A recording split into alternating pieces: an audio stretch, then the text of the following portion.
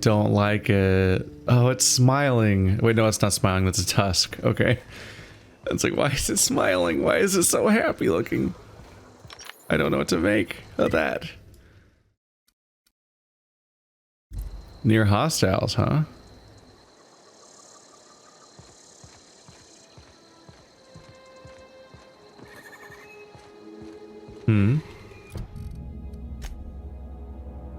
They just want me to go back to the ship. Sure.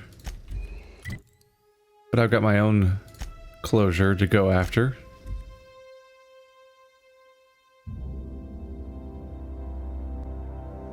I'm not gonna leave without having a talk.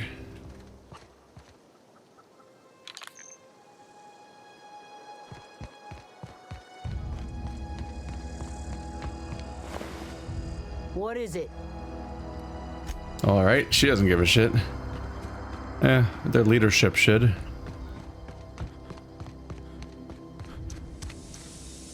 Oh, you're dangerously close to the part of the room I can't be in. Do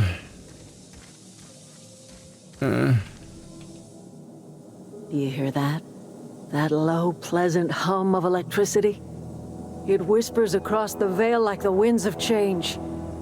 You've done well. I would have paid my last 5 bits to see the look on Reed's face when the last lamp in town burnt out and the cannery fell to silence. What happens now? Time's come to look toward the future. We'll grow, I expect. A lot of workers out there with nowhere else to go.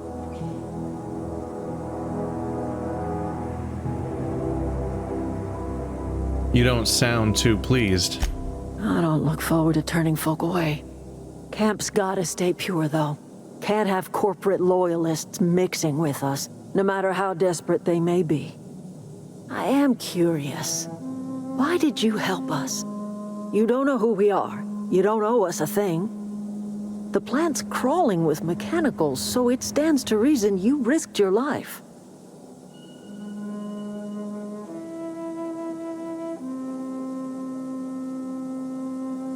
Between your camp and Reed's cannery, yours is the better way of life. You're not quite like anyone else I've met. You haven't had your consciousness programmed by the board. You're welcome among us if you're ever so inclined. Your class consciousness? You are welcome here. I didn't get to negotiate the way I hoped, or even really discuss it. She said 2 kind of contradictory things, so it's kind of hard to say. She said that we have to keep the camp pure and can't have company loyalists mixing in, so they have to turn people away, dooming them. Not necessarily dooming them. All the loyalists can have their own organization, of course, but she also said she expects that they'll grow because there's a lot of workers out there with nowhere else to go. So it does sound like she's going to take refugees in, but she's going to filter them, which is a little worrying. But I guess we don't get to be here for that or really aid in the process or anything. Something you need? I've already had a completely disproportionate amount of power compared to what anyone's really supposed to have. Well, any volunteers to get on the ship? Can we get the anti-mech guy to come on here? Is this your ship? Oh my stars, she is just so handsome. Does she have a name yet? What's her drive model? Oh, gosh. Listen to me babbling. When I was in Edgewater, I dreamed of flying on a real ship. Working on a real engine, belonging to a proper crew. Edgewater won't last another season without power, but that don't change the fact that I'm indentured to Spacer's Choice. Company expects me back at my post.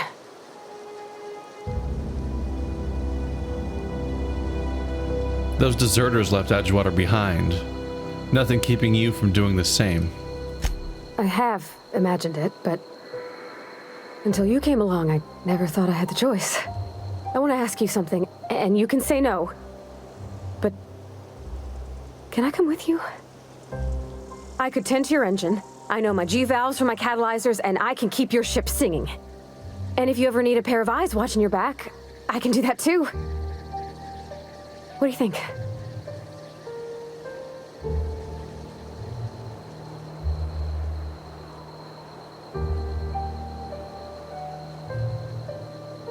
You just met me.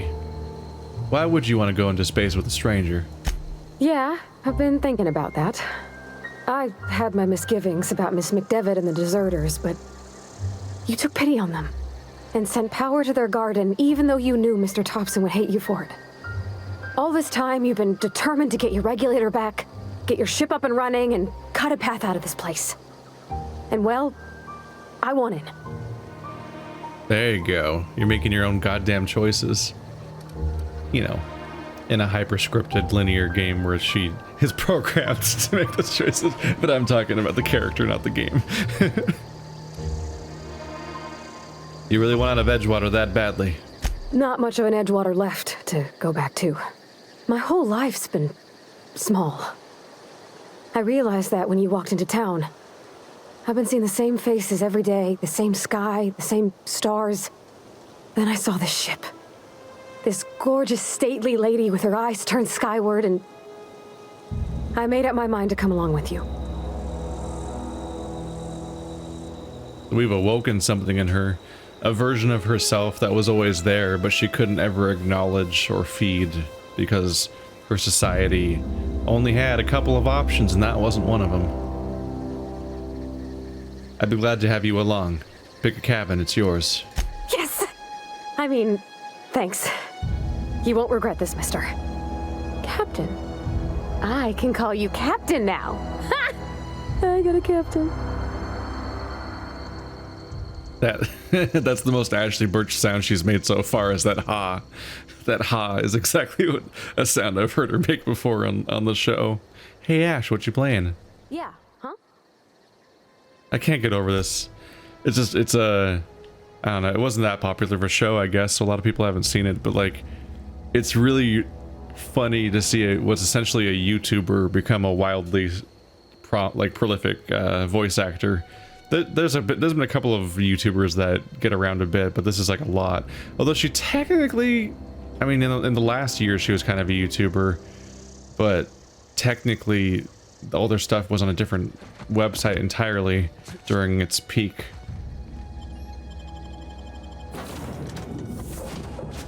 And there he is. Well, I certainly am looking forward to flying on a ship named the Unreliable. I'll just head upstairs and claim a room. It's not really called the Unreliable. It's technically called the Reliable. Just somebody had a sense of humor. All right. I don't think I'm gonna like him very much, but you know, that's part of the having a good, well-rounded party. Yeah, huh? Oh, you're still my party member. Okay. I was like, why are you standing there? That's a weird place to hang out. Do I have to hack my own shit? I own this place. God damn it. Where's my power? Hey, Max.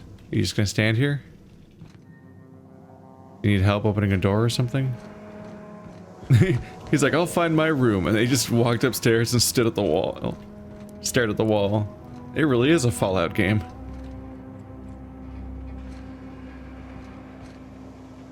Wait, was the implication that I was supposed to go to my computer and leave this planet, and I was just supposed to not notice that he didn't actually go anywhere? He just walked around the corner and stared at a wall. He was just supposed to storm out of the room while I go on to make the story continue. That's really funny, actually. Captain, I have detected that the town of Edgewater is now without power. I appreciate you doing your part to hasten their demise. Oh. And why is that, Ada? What can I do for you, Captain? I have a power regulator. Do you know how to install a power regulator? I don't like this face you're making at me right now. Yeah, I know what I'm doing. Outstanding, Captain. Your aptitude for engineering will prove invaluable in the event of another catastrophic engine failure. Our engine room is located behind you, across the cargo bay, up the ladders. I'll be back.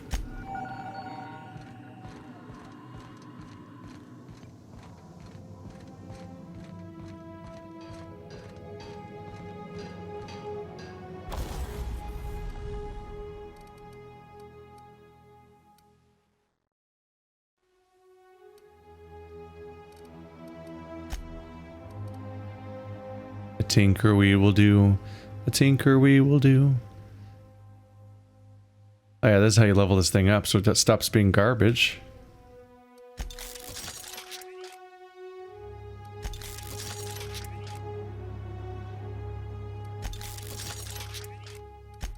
It's been a problem, this poor thing.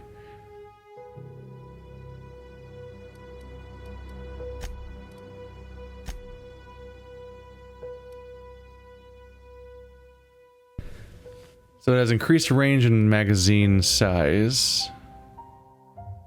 Make it have shock damage or plasma damage.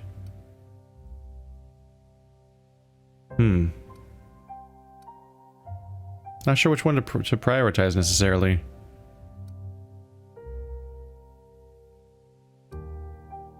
This will get rid of the increased magazine size but give it a special type.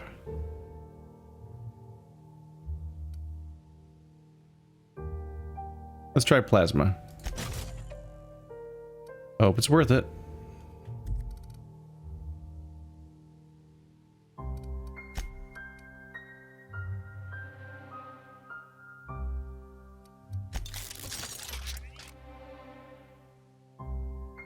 Might be somebody out there having a heart attack that I'm investing all these resources into that specific object. Like, no, that's the wrong one. That one's terrible. You find a way better one in like 3 seconds. That's always the luck of it.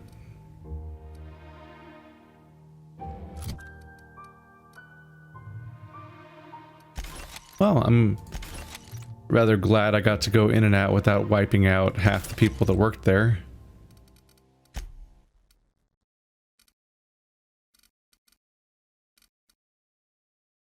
Shock stick, stun.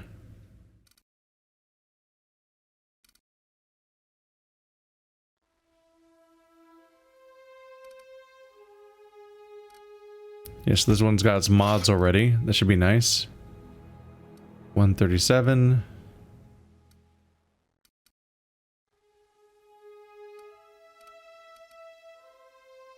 Light machine gun. God damn. Do you even have stats? Like, do you have to worry about your skills?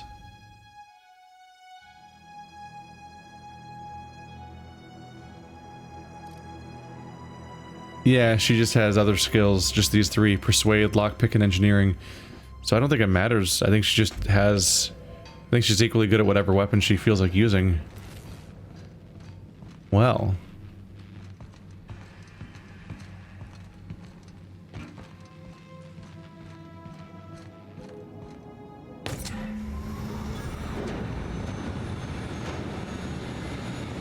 Try not to explode, please. Shit has gone down to get us here.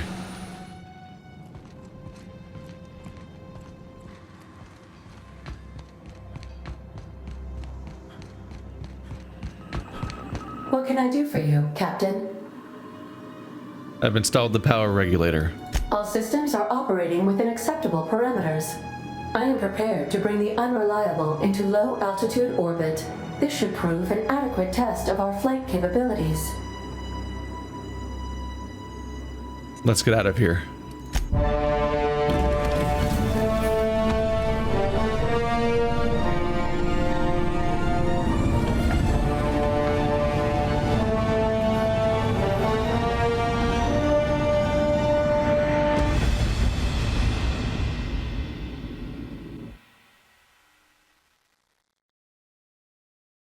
Against all odds, the unreliable takes flight.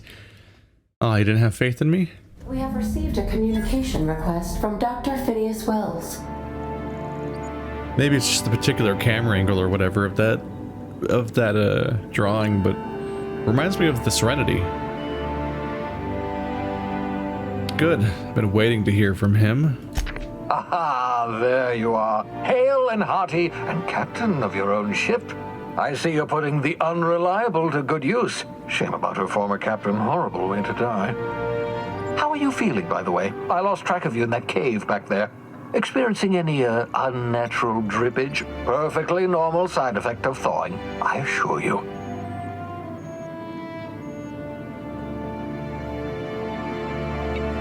I've been feeling a little lightheaded. Also, I can slow down time. Oh, that, yes, that's probably permanent. I wouldn't worry about it, though. I'm sure you're fine. What you saw in Emerald Vale is happening all across the colony. Food shortages, lack of supplies, and basic necessities. We're dying. The chairman, the minister, and all their lackeys on the board are to blame. The Hope has some of the brightest minds Earth ever sent us.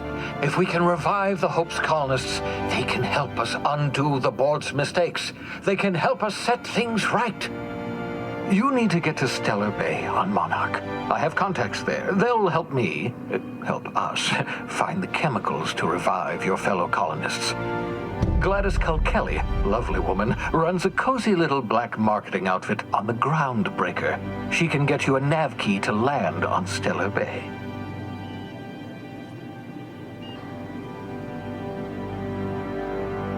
Why do I need a nav key to land on a planet?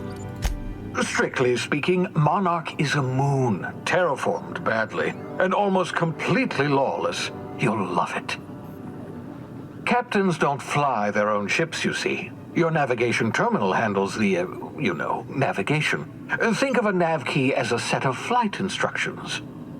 The board's been confiscating nav keys for Stellar Bay, so we must rely on unconventional means of acquisition. Hence, Miss Gladys Kelly. You telling me Ada can't just figure this stuff out herself? What's to stop me from just leaving Halcyon altogether? Without a skip drive, good luck. You'll be dead before you make it to the nearest star. Look, I admire your optimism, but the sad truth is you're stuck here. You, me, and the rest of this colony. We're all skating precariously around the edge of oblivion together. None of us are leaving Halcyon alive, so we may as well make it a better place, and we can start by reviving the Hope.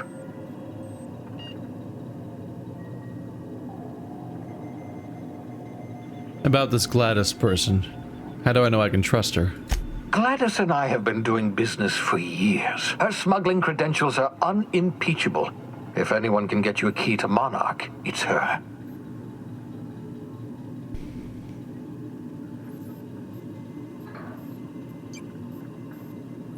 Can't I land somewhere outside Stellar Bay? In theory, I suppose you could land your ship in Cascadia, and in theory, I suppose you might survive the experience. Cascadia is utterly seething with dangerous, highly aggressive creatures, more than capable of tearing you limb from limb. You'd have to be a lunatic to land in Cascadia, and I'm reasonably certain I tested your brain for incipient signs of insanity. Trust me, talk to Gladys Kelly. Fine, I'll have a word with Gladys. Excellent. I'll send her a wireless. Let her know you're coming. By the way, I gave Captain Hawthorne a disguise apparatus of my own design, cutting-edge technology years ahead of its time. I call it the Holographic Shroud. I'm sure it will prove remarkably useful to you. You'll find it in the captain's quarters. You want to explain what a holographic shroud is? Marvelous device. I'm quite proud of myself. The shroud changes the user's appearance to mimic that of another. It has limits, first-generation technology, you see, but promising. Exciting to see it in use at last. Very simply, the holographic shroud uses biometric information contained on standard identity cartridges to generate a holographic projection around you.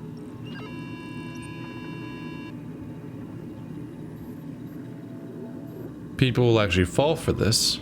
It seems far-fetched. Ha ha ha ha! The beauty is they don't expect it. The shroud is the only one of its kind. We humans have a tendency to overlook the unexpected. Activate the disguise, walk past someone. What do they see? A figure dressed like a fellow employee. Don't act odd. They won't focus on you. You mentioned this thing has limitations. Only stands up to a casual scrutiny. Use it too long, bound to flicker, blur, something like that. Movement makes it more likely. Best used in moderation. When you see guards in your path you can't sneak past, for example. Maintain your distance. Act normal. No running, no jumping. Don't draw their attention. If they pay attention, they're more likely to notice flaws in the hologram.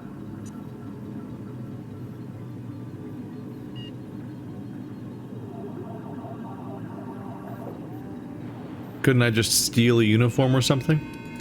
A change of clothes. What is this? Some old spy serial? What inattentive and brainless guard would be fooled by such a shabby disguise? The holographic shroud masks not only your clothes, but your face and fingerprints. It modulates your voice and sweetens your breath. We're just throwing mad shade at Hitman here. How the hell does it change my fingerprints? It's a holo. How the hell does it sweeten my breath? Science, that's how. Oh, come on. I'll put it to good use. Thanks. Excellent. I'll contact you once you've found a way to get to Stellar Bay. If you have any questions, come see me in my lab. And remember, don't trust the board. They'll try to win you over with promises of wealth and power, but it's a lie. The board's only interested in filling their own pockets. If we don't put a stop to them, they're going to run this colony to the ground. Transmission ended. If you are ready to depart, please select a destination on your navigation terminal. Got it. Your navigation terminal. Ah, I don't have a party member anymore. Now they must have gone to their locations. And I can seek them out. Aha.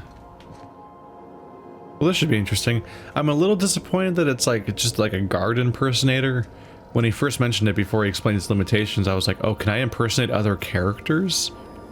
Like I can do if I do enough this or that, like maybe I get a scan of their personality and dialogue and so on long enough, and then I can maybe like pretend to be them and then like try to lie as them and so on. But it sounds like it doesn't work in conversations. It's just going to be a stealth mechanic, which is less interesting, but funny.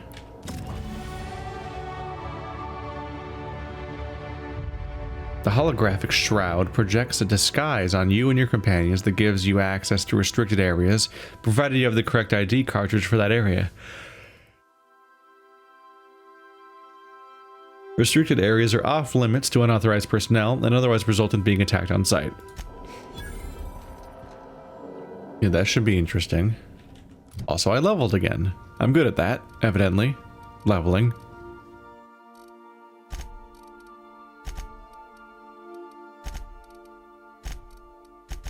Just kind of across the board this time around. Just even it out.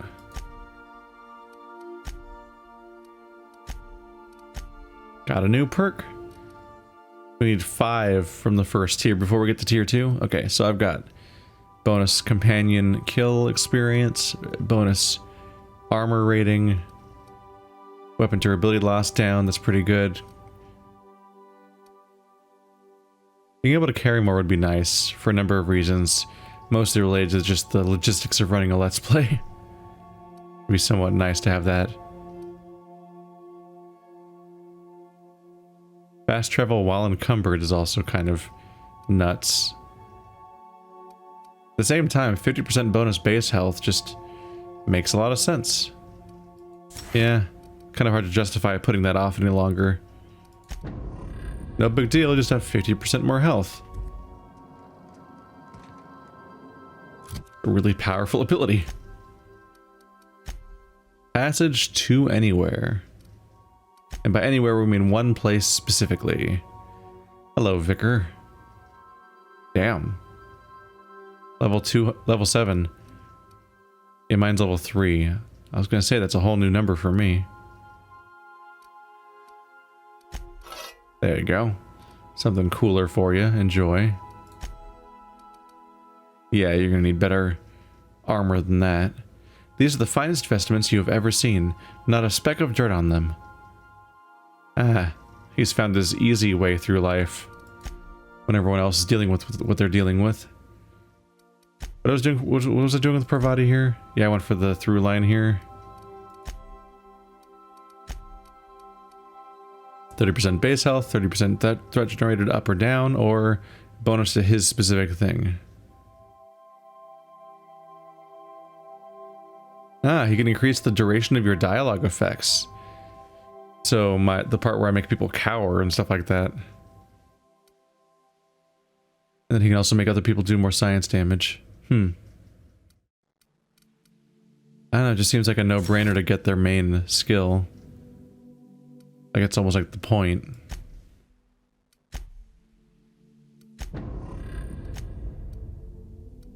What do you want, Codex? I'll never know, will I? Holographic Shroud, there you go. But I already knew what it said, so that didn't matter.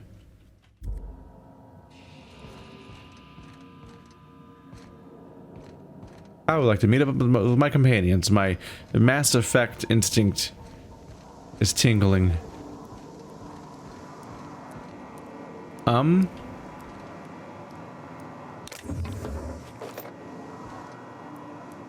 Hello, Sam. There's no response from the automechanical unit. A serial number etched in its chassis includes the letters Sam.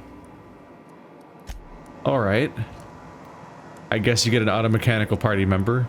I hope he has a charming speech pattern, which seems to be mandatory for designing that kind of character.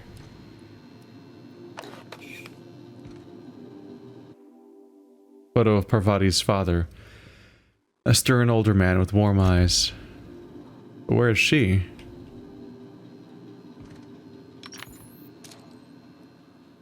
That's what he looked like.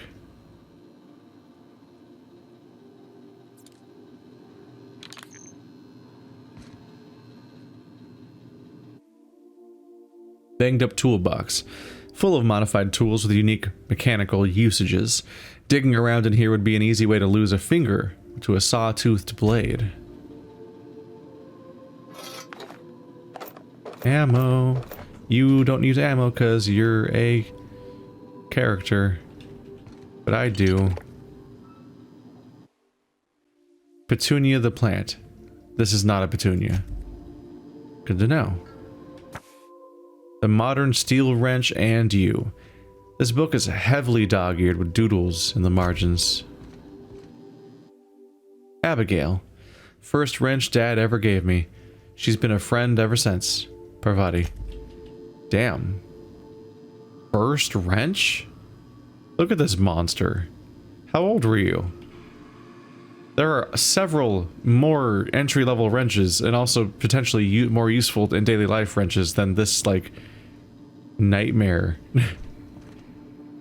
So really, that wrench has very specific uses, and I feel like you'd have use for a lot of other ones on the way there, but I guess that one of those ones wouldn't be as cool to frame.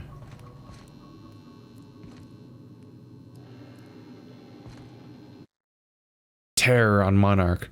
In a horrifying vision of the future, the board has been overthrown by the seditious and slovenly savages of Monarch. Only Halcyon Helen can rescue the colony from indolence and entitlement. Approved by the Ministry of Accuracy and Morale. Cool monster in the background. Oops.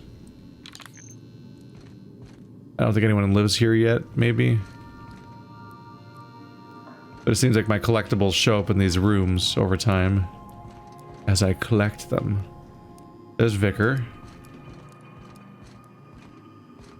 Also empty. Old Saber. What doesn't kill you gives you tetanus. Oh. Oh, that's the weird sword I found, yeah. So there could be any number of collectibles. That's not really narrative related. It's just in the same building I was exploring earlier. I just found it randomly. I'm sure there's a bunch that I've missed. But that version of the playthrough takes twice as long and involves a lot of staring at every possible random loot item. Index of Banned Literature. Part 1. Various Qualifying Considerations. Part 2. Principal Rules of Restrictive Management. Part 3. Morals and Maxims of Banning Unethical Literature. Part 4. Proof of the Grand Architect and Predestination. A refutation of the titles listed here within. Part 5. Consequences, the mind, and the will of man when led astray. Part 6. Official list of banned titles. Part 7. prerequisites for advancing the investigation, outing, and penalization of offenders. The irony is dense. OSI anointment vial. Smells suspiciously like iceberg aged whiskey. Iceberg whiskey? I associate the word with lettuce, so I'm curious if I'm right to even be thinking that way. Hello, ammo. Journal of Maximilian de Soto, Volume 1. The scribblings of these journal pages are utterly illegible to anyone except Vicar Maximilian de Soto. Doctrinal Studies 539 of Equity and Equations. These textbooks have been out of print for almost half a century. The margins are filled with scribbled notes, and many of the passages have been underlined. Some pages have come loose, and the glue now yellowed and cracked along the spines. OSI banner. The religious symbol of this flag denotes the order of scientific inquiry. There it is. So there's a banner rippling around, and just literally the letters O, S, and I overlapping each other, with the S having a striking resemblance to the Stussy. And then there's a guiding star.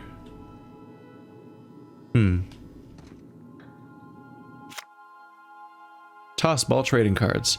In mint condition, most of these cards represent players from the Hephaestus Hammers and the Tile Backers. The art and science of tossball. Impossible to put down. Order of Scientific Inquiry, of Office of Literature. This endorsement has been approved. Auntie Cleo's Darlings. Signed by Seymour Whitlock, who held the record for most on-the-field fatalities for 3 consecutive seasons.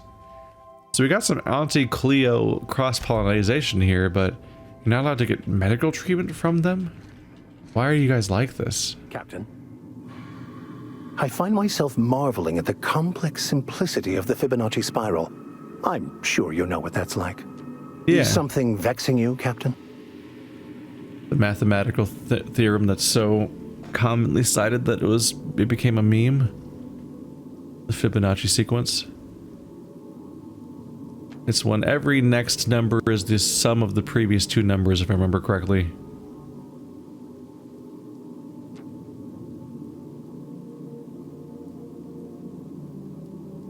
I like to know something about those I'm flying with. What's your story? Nothing too out of the ordinary. Just your run-of-the-mill vicar with a violently enthusiastic disposition. That's somewhat concerning. Oh, I eventually learned how to channel it into my quest for knowledge. But my childhood, that is a different tale. I grew up in a pit of a town much like Edgewater. I was destined to be a laborer like my parents, but I was infected early with a need to solve the equation. My passion didn't sit well with them.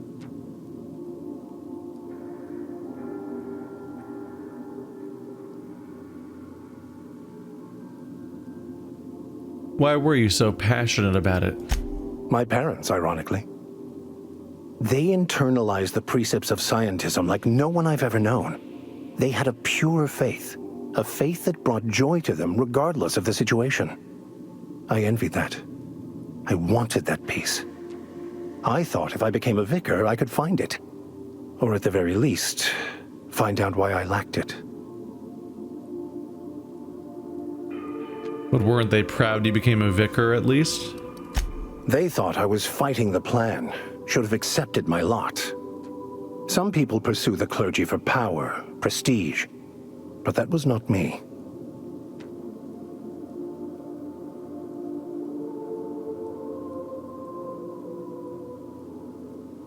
If you can't help but follow the plan, then everything you do is part of it, right? The plan is not one rigid path. There are a variety of multitudes contained within it. Our paths have variance, but we'll end up adhering to it, whether we like it or not. Some choices make the path smoother, some rougher. You can even go outside the lines, but the further outside you go, it's like an unbreakable elastic band. It will only stretch so far before it snaps back. The further it is stretched, the more violent the eventual correction.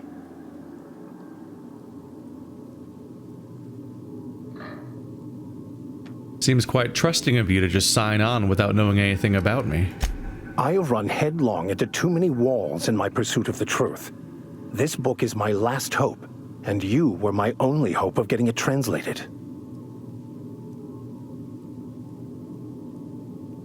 What if the book doesn't have the answers you're looking for? I honestly don't know what I'd do. This quest has consumed me for the better part of my life. I fear there's nothing else left to me. What about you? What's your story?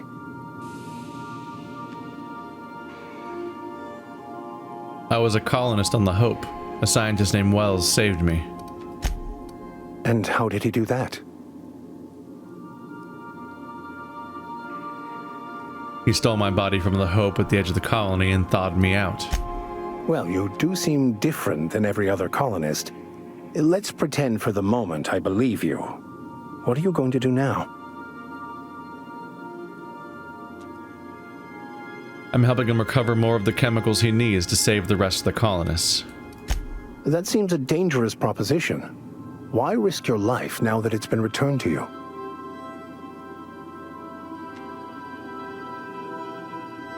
I had family on the Hope. Oh, I see. You have my condolences. Tell me again about the book we picked up that's in French. Baconu, the author, had some interesting theories about man's perception of reality that I thought could be applied to our attempts to decipher the plan. Unfortunately, he was also one of the founders of the philosophist school of thought, so the book is banned in this colony. Remind me, what are your thoughts on the philosophists? Philosophism's a false religion that stands in contradiction to almost everything we know to be true. They believe all is chaos, in stark contrast to OSI's belief in the plan. But most of the philosophist perversion of Bakonu's thoughts came more than a century after his death. I had to go meet myself a philosophist. I'm just thinking about how the chaos and how everything I do doesn't matter and everything's impermanent. Yeah, I know, it's great. But doesn't it freak you out? No, it's great. Just quoting a Wolf comic now.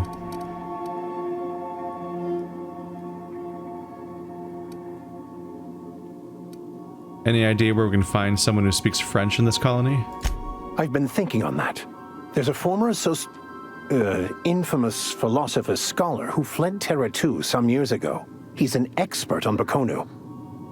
He's also who told me of the journal's presence in Emerald Vale. If anyone in this colony could translate that book, it would be him. A former associate. I'm really thinking that this guy was a philosophist, and that's why his religious parents didn't like him when he committed to this. Then he made it some kind of switched over to vicar. I could be wrong about that, but it would kind of explain why his devout parents weren't so fond of him.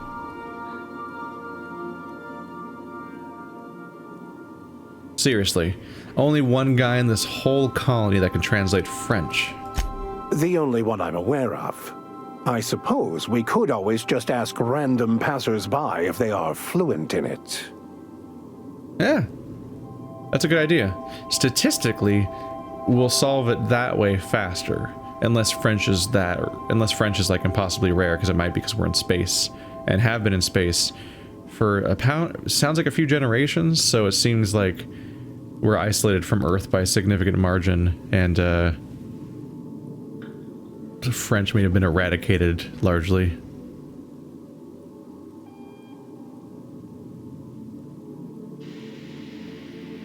That sounds like a great idea. Can't believe my desperation has led me to you. Well, I just remembered there actually is a list like that. The Groundbreaker has access to it. All I need is access to a data cartridge from the security terminal.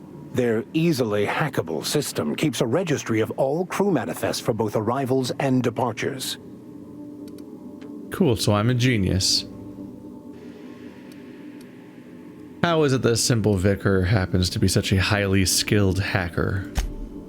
Before I transferred to Edgewater, I had a wealth of time to develop certain secular skills during my years serving a particular penitentiary flock.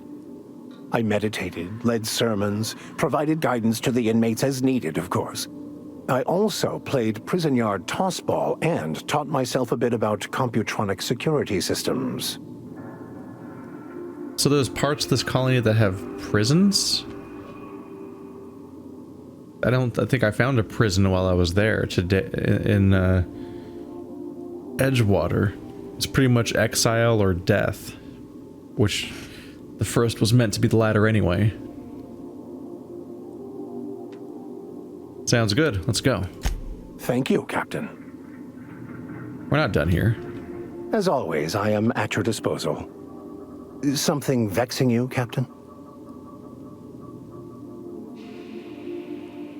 Oh, the other option is to kick him out or stop talking. So actually, I'm more done than I thought I was.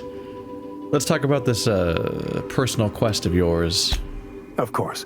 Are you ready to break into security on the Groundbreaker? That's the plan. Okay, nope, we're done. Gotta wait till we get to the Groundbreaker, which I believe is one of our next objectives.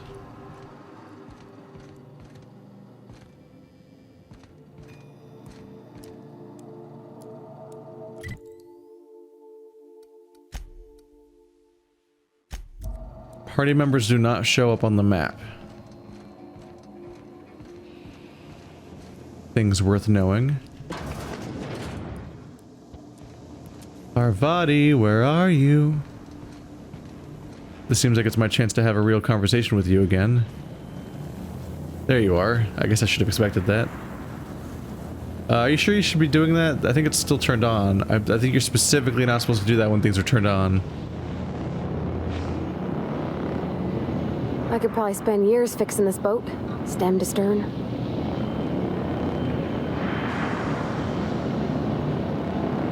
Did you learn your trade from your father? It sounded like it when you talked to Reed. Mostly, yeah. I lived in the maintenance office near all my life. Mr. Thompson never let me forget how funny that was.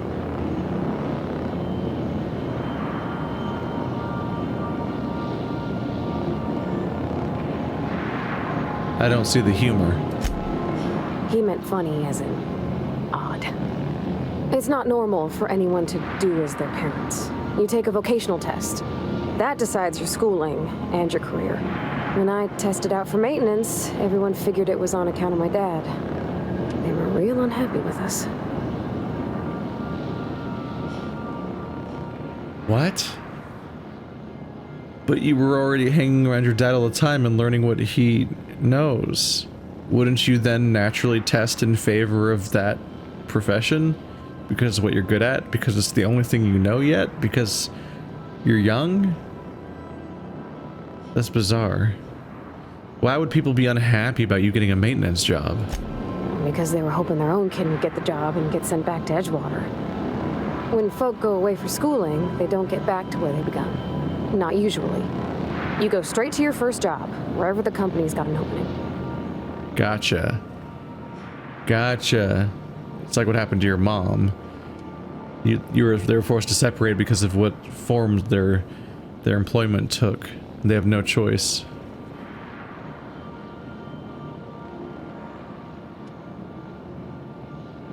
You make this sound implausibly efficient. Not that efficient if all their fucking colonies are falling apart and collapsing, as it seems. Seems like their system's kind of garbage. Maybe because they treat their own people like crap until they just kind of cave in. That's unbelievably cruel. Well, it ain't exactly cruel to have a promise of a paying job. And that's all it is. You go where the company needs you. Where your skills do the most good. No, you go where they demand you go because they own you. One aptitude test determines your whole life. They're powerful good tests. They rattled off this whole list of names who'd worked on them, with fancy bits hanging off them. Doctors and esquires and the thirds. Even if you don't believe they actually catch what everybody's best at, everybody's got to take them. So at least it's fair-ish. course they rattle off a list. They could make up the list and you probably wouldn't be able to verify that anyone on that list was important anyway. Kind of important to recognize that. And of course, everybody has to take it, and it's going to determine everyone's fate.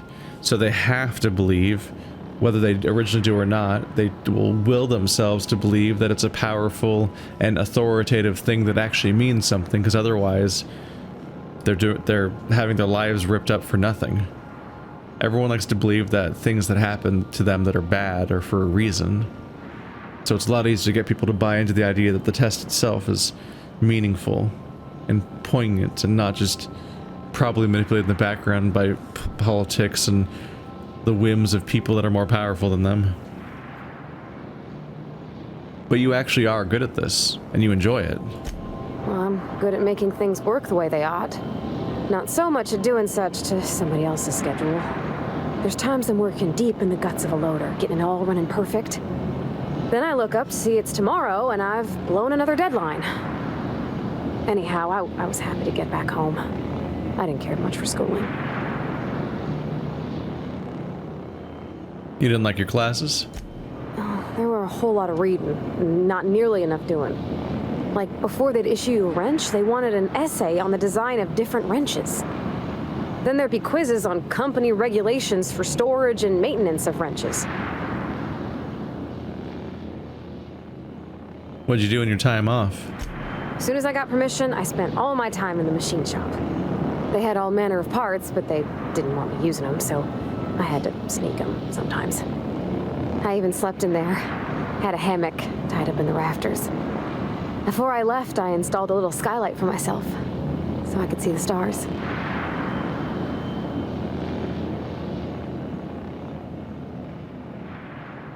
Build anything fun?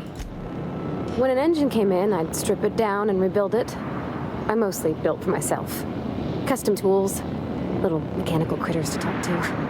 When my roommates tried to talk, I'd get so nervous I'd be drenched in sweat. It was easier for everybody when I stayed off on my own. I doubt any of them remember me now. After school, you moved straight back to Edgewater? Yep, nothing much had changed. Everything was a little grayer, a little dirtier. Dad met me at the shuttle and gave me a big old hug. I noticed straight away that he was moving slower and stiffer. He made a little grunt when I squeezed.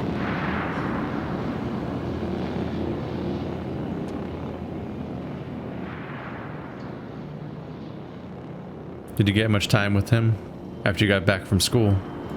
About a year. I tried to do more of the work so he could rest. His heart gave him pains. Dad never said that he loved me, you know? I knew on account of him showing it. How he'd stay up late to help with my projects or listen to my fretting. Oh gosh, look at the time.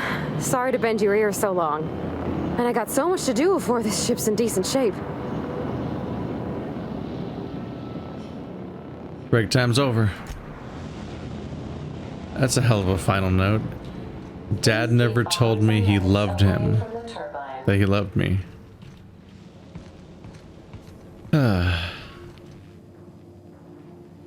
At least she felt loved, I guess. That's something. They got to spend their time together. And he showed that he cared. Seems to more indicate issues with the structure of society and the expectations of people in it. I don't know if I've heard anyone speak about loving anyone, necessarily. Like a thought that doesn't come to mind. Like it's been wrung out.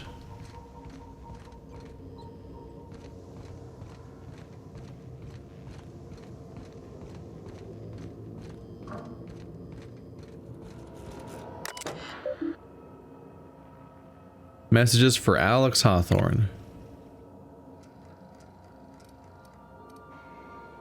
Hawthorne's archived messages. From you, Bedford. Thank you. From Udom Wingman's Wingman Bedford to Alex Wingman Hawthorne. That's a lot to take in. Dearest Alex, I can't tell you how pleased I am to finally hear from you. Your message was hilarious. I'm delighted by the sense of humor and the tale of your hijinks. I hope your terminal will cooperate with the foreseeable future. By the by, I was scraping Groundbreaker's comms network for nasty little tidbits, and I noticed you declined to dock at Edgewater's landing pad and instead touched down in the wilderness. You rugged individualist, you. I only prayed that idiot Thompson wasn't giving you any trouble. Anyway, I hope your meeting down on Terra 2 proves fruitful, and I look forward to corresponding with greater regularity. Your best friend, Udom. Hello? Hello? Alex, I don't know where you were raised, but I'd hazard to guess it may have been in a barn, because anyone with even a modicum of decent rearing would know it's unforgivably rude to ignore the ardent, sincere messages of one's friends. Please respond. Checking in. Hello? Hello? I hope this finds you well. It was a pleasure to see you in my office again last week. Once again, I'm terribly sorry about the impounding mix-up. How could it have happened a second time? Terminals these days, I swear. Dreadfully unreliable. Just like your ship. I hope you've given some thought to that thing we discussed, you know, the Wells fellow.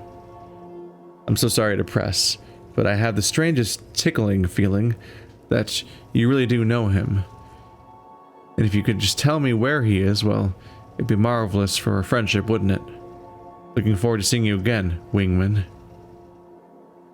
I kind of wish you could read these in chronological order, including the responses, because there's like a sent and archived and received messages that are all in separate folders.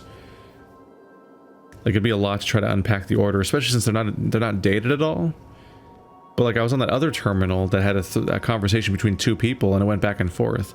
It led to the terminal that had the conversation resulting in the extermination of everybody in the power plant.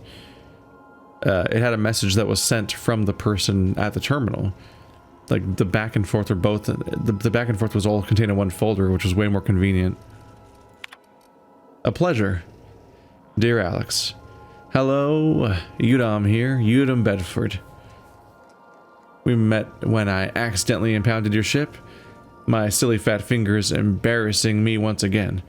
I hope that wasn't too terribly inconvenient for you. It was such a pleasure for me, and tremendously appreciate your forbearance not throttling me. You really are quite the gentleman.